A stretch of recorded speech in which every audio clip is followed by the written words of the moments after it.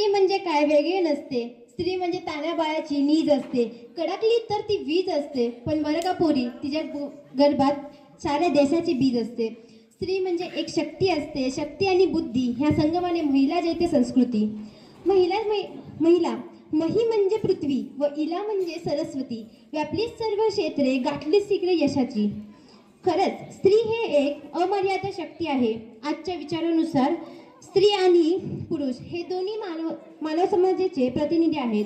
समता व समानता या दोन निराळ्या गोष्टी आहेत. वीणा मजुमदार यांचा भारतीय स्त्रियांच्या सामाजिक दर्जाविषयीची अहवाल यांच्या अध्यक्षतेखालील समितीने सखोल संशोधन करून प्रसिद्ध केला असून अभ्यासक त्याला मैलाचा दगड मानतात.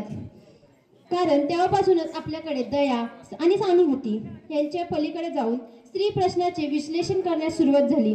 1975 रोजी पासून स्त्री अभ्यासाचे क्षेत्रही वेगाने बदलत गेले. ऑटो रिक्षा चालवणे ते पोलीस प्रमुख होत. वर्चस्वाचे क्षेत्रात दमदार ती विचाराने कृती करीत आहे.